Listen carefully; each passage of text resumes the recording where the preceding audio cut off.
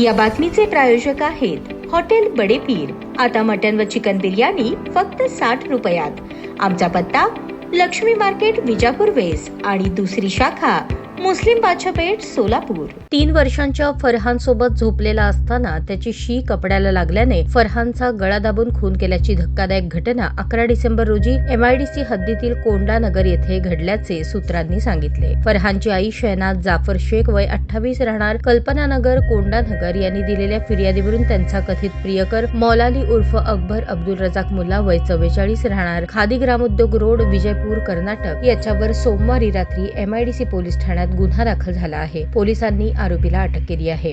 फिर्यादी शहनाज या मागील काही दिवसांपासून आरोपी अकबर याच्यासोबत सोलापुरात राहत होत्या। ते दोघे मूळ कर्नाटकातील आहेत। शहनाज या भांडे धुणे करण्याचे काम करत होत्या, तर आरोपी अकबर हा बिगारी म्हणून काम करत होता। त्याला दारूचे व्यसन होते। 11 डिसेंबर रोजी दुपारी शहनाज कामासाठी बाहेर गेल्या होत्या, तेव्हा आरोपी अकबर हा फरहानच्या शेजारी झोपला होता। यावेळी घटना घडली। काही वेळानंतर शहनाज घरी आल्यानंतर फरहान खाली पडल्याचे अकबरने सांगितले। त्यानंतर फरहानला एका खासगी रुग्णालयात नेण्यात आले। डॉक्टरांनी शासकीय रुग्णालयात नेण्यास सांगितले, पण आरोपीने त्या सर्वांना कर्नाटकात नेले। तेथील शासकीय रुग्णालयात डॉक्टरांनी त्याला मृत घोषित केले। या प्रकरणी विजापूर पोलिसात गुन्हा दाखल झाला। तिथून हा गुन्हा सोलापुरात वर्ग झाला। या प्रकरणी पोलिसांनी आरोपीला कर्नाटकातून ताब्यात घेऊन सोलापुरात अटक केली। या घटनेचा तपास सहाय्यक पोलीस निरीक्षक दादासाहेब मोरे करत आहेत।